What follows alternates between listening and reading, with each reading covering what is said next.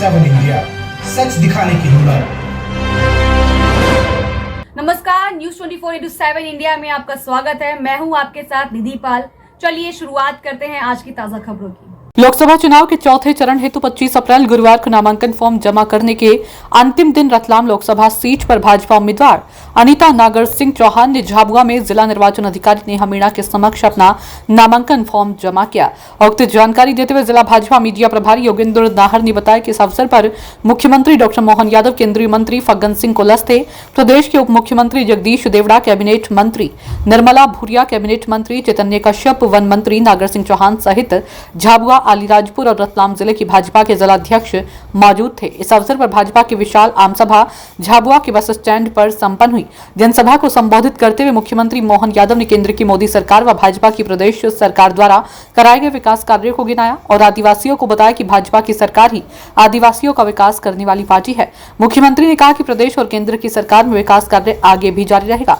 भाजपा का काल मोदी राज्य में राम राज्य की तरह है। मुख्यमंत्री ने कहा कि भाजपा की सरकार गरीबों की सरकार है। मुख्यमंत्री ने कहा कि अस्पतालों में भर्ती मरीजों को अगर अन्य किसी बड़े अस्पताल में भर्ती कराना हो तो उसे आवश्यक हुआ तो एयरलिफ्ट करने का फैसला भी प्रदेश सरकार ने लिया है। मुख्यमंत्री ने कांग्रेस पर करारा तंज कसते हुए कहा कि कांग्रेस के पास यहां सिर्फ एक ही उम्मीदवार है, विधायक बनाना हो तो वही और सांसद का चुनाव लड़ाना हो तो भी वही। आपने कहा कि कांग्रेस ने कभी आदिवासियों का भला नहीं किया, लेकिन भाजपा ने आदिवासियों को राष्ट्रपति के पद तक पहुंचाया। कांग्रेस ने कभी जमुना देवी या अन्य नेताओं को प्रदेश में मुख्यमंत्री तक नहीं बनाया। मुख्यमंत्री ने कांग्रेस के घोषणा पत्र का जिक्र करते हुए कहा कि कांग्रेस आर्थिक सर्वेक्षण कराकर अधिक धन वालों का धन छीनकर उनका धन मुसलमानों को देंगे। लोगों की मेहनत की संपत्ति कांग्रेस छीन लेगी और दूसरों को देंगे। मुख्यमंत्री ने सैम पित्रोदा के बयान पर कहा कि वो तो एक कदम और आगे हैं और अमेरिका के नियम भारत में लागू करने की बात कर रहे हैं। कांग्रेस झूठ बोलने की मशीन है, एक झटके में गरीबी दूर करने की बात करते हो। इसके पहले जब सरकार कांग्रेस की थी तब गरीबी क्यों नहीं दूर की? आपने आदिवासी समुदाय से अपील की है कि मतदान के दिन 13 मई को एक वोट डालना चाहिए। इस अवसर पर कांग्रेस को बड़ा झटका देते हुए भाजपा ने झाबुआ जिला युवा कांग्रेस के जिलाध्यक्ष व जिला पंचायत सदस्य विजय भाभर और जिला पंचायत सदस्य ममता बहादुर हचीला सहित कई कांग्रेसी नेताओं ने भाजपा की सदस्यता ग्रहण की। इन दो जिला पंचायत सदस्यों को कांग्रेस छोड़कर भाजपा में जाने से जिला पंचायत में वर्तमान में कांग्रेस का अध्यक्ष है और आने वाले दिनों में इस पद पर भी लोकसभा चुनाव के बाद भारतीय जनता पार्टी के जिला पंचायत में बहुमत होने की पूरी संभावना बन गई है। झाबुआ से ब्यूरो चीफ राकेश पोतदार की रिपोर्ट।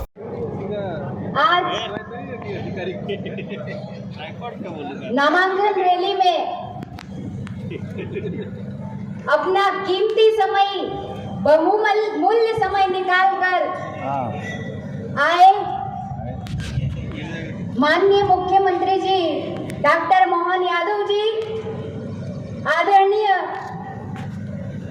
फग्गन सिंह कुलस्ते जी, आदरणीय जगदीश देवड़ा जी, आदरणीय चैतन्य कश्यप जी, आदरणीय दीदी निर्मला भूरिया जी, नागर सिंह चौहान जी, आदरणीय गुमान सिंह दामोर जी, आदरणीय सुरेश आर्य जी, भाई बल सिंह भावर जी, भाई प्रदीप उपाध्याय जी, भाई मक्खो परवाल जी, भाई भानु भूरिया जी, आदरणीय मथुरालाल दामोर जी, आदरणीय किशोर जी शाह, आदरणीय महेंद्र जी भटनागर, भाई दिलीप जी मकवाना, दीदी संगीता चारेल जी, भाई प्रहलाद पटेल जी, सम्मानीय मंच, भारतीय जनता पार्टी के सभी कार्यकर्ता बंधुओं, पत्रकार भाइयों और दूर दूर से आए हुए मेरे सभी भाइयों बहनों को मोदी जी का राम राम। सबसे पहले तो मैं माननीय मुख्यमंत्री जी का वहाँ का किस्सा बताती हूँ कि जब मैं कलेक्ट्रेट में अंदर थी तो मुझे डर लग रहा था कि माननीय मुख्यमंत्री जी पहुँच पाएंगे कि नहीं, पहुँच पाएंगे कि नहीं, या हम ही को देना पड़ेगा।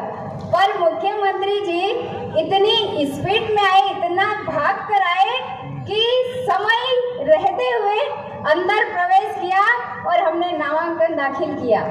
माननीय मुख्यमंत्री जी, आपको बहुत बहुत धन्यवाद कि आप हम सब के लिए यहाँ पर आए और हम सबको संबोधित भी करने वाले हैं। हम आपका मार्गदर्शन भी मिलेगा।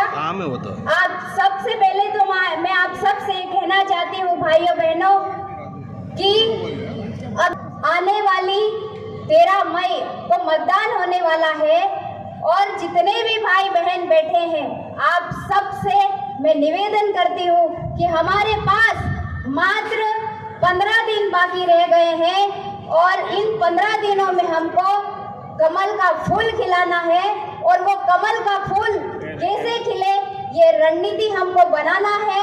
हर एक मतदान केंद्र तक पहुंचना है, हर घर घर तक पहुंचना है, हर एक मतदाता भाई बहनों से मिलना है और आदरणीय नरेंद्र भाई मोदी जी को तीसरी बार प्रधानमंत्री बनाने के लिए और भारत को विकसित बनाने के लिए आप कोई घर ना छोड़े, कोई भाई तक ना पहुंचे, ऐसा ना हो। आप सभी के पास जाए, आप कोई घर ना छोड़े, क्योंकि आदरणीय मोदी जी ने प्रधानमंत्री आवास दिया है।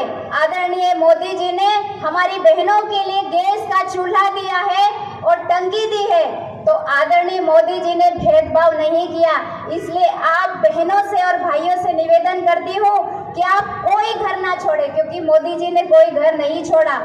मैं आपको बता देना चाहती हूँ भाइयों बहनों कि 3 तारीख को मुझे भारतीय जनता पार्टी और संगठन ने प्रत्याशी बनाया था।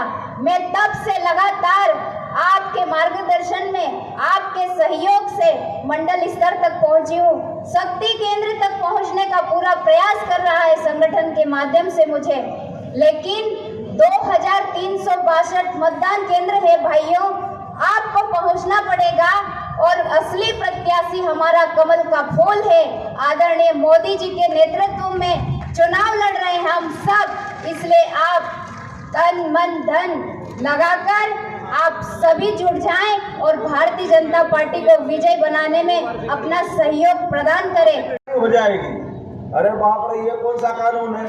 अरे हमारे तो बड़े बुजुर्ग भैया अपने बाल बच्चों के लिए बचा के मरते हैं। ये हमारी संस्कृति है।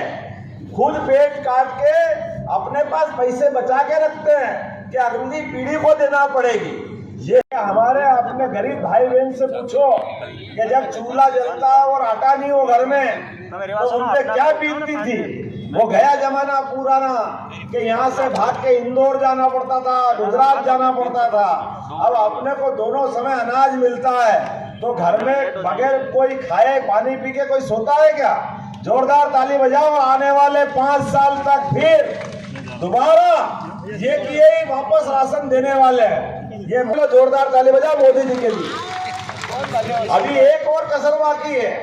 झाबुआ के हॉस्पिटल में आयुष्मान कार्ड से भर्ती हो जाओ किसी कारण से और आपको लगे कि डॉक्टर ने कह दिया इस मरीज को और बड़े हॉस्पिटल में पहुंचाना पड़ेगा, इंदौर पहुंचाना पड़ेगा, बड़ौदा पहुंचाना पड़ेगा, अहमदाबाद पहुंचाना पड़ेगा और पहुंचाने के लिए कोई रास्ता नहीं है। तो डॉक्टर और कलेक्टर के कहने पे हमारी सरकार ने तय कर दिया। ये कांग्रेस के लोग हेलीकॉप्टर अकेले खुद के लिए चलाते थे, लेकिन हमारी सरकार ने किया कि झाबुआ, अलीराजपुर, रतलाम के लोग भी अगर हॉस्पिटल में बीमार हुए तो बिना पैसे हेलीकॉप्टर से उनकी जान बचाने का काम करेंगे। ये हमारी सरकार ने निर्णय किया। क्यों नहीं होना चाहिए? अरे जान बड़ी के हेलीकॉप्टर, अगर जान बची तो 10 हेलीकॉप्टर खड़े कर देंगे। ये सरकार गरीबों की सरकार है, आपकी सरकार है, इसका आपका और तो और आप किसी कारण से हॉस्पिटल में भर्ती करेंगे और हॉस्पिटल में भर्ती करने के बाद अगर लगता है किसी कारण से व्यक्ति का जो भी भर्ती है वो शरीर छूट गया तो अपने लिए अभी ले जाने के लिए कोई हाथ में ले जाता है, कोई ठेले में ले जाता है, कोई बैलगाड़ी पे ले जाता है। ले जाने की व्यवस्था नहीं गांव तक जाने की। हमारी सरकार ने तय किया।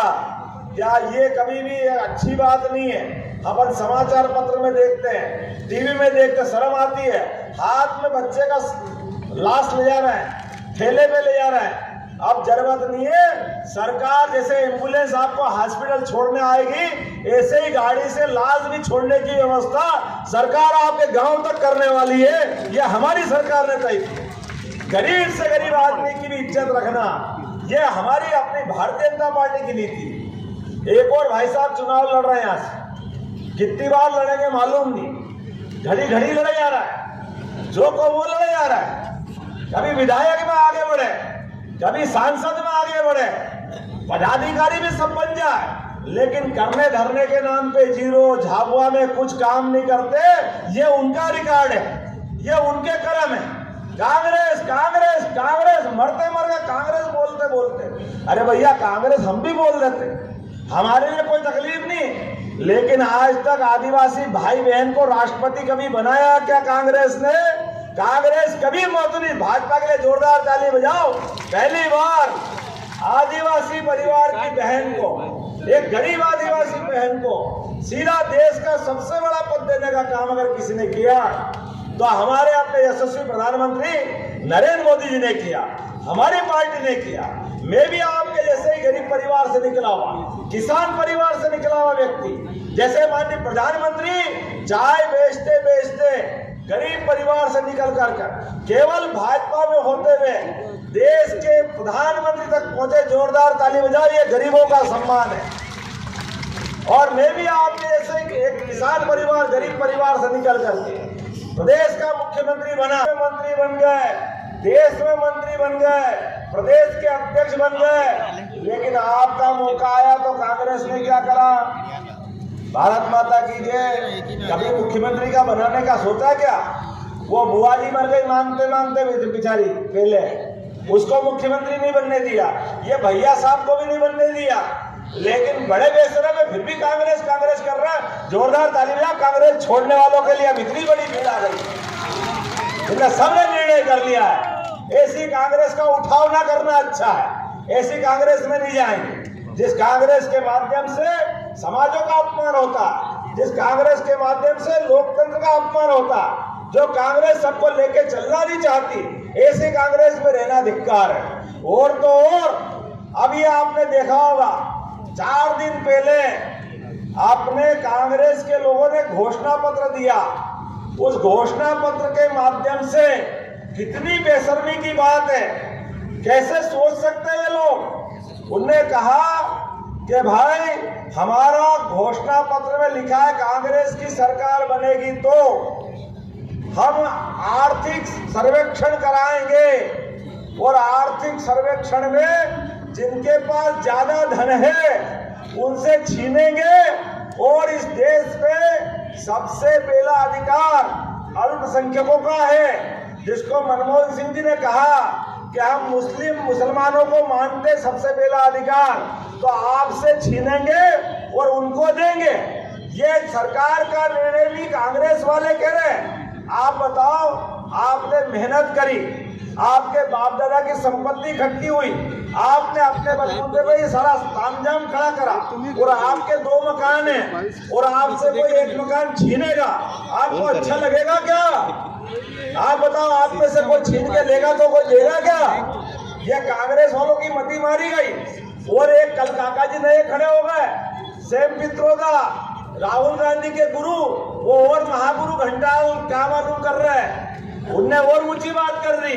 वो गुरु घंटाल क्या कह रहे हैं कि भाई अमेरिका का कानून अच्छा है, चाहे अमेरिका का कानून कोई व्यक्ति अपनी मान लो 100 बीघा जमीन है और उसकी मृत्यु हो जाती है तो 100 बीघा जमीन में से उसके बाल बच्चे जब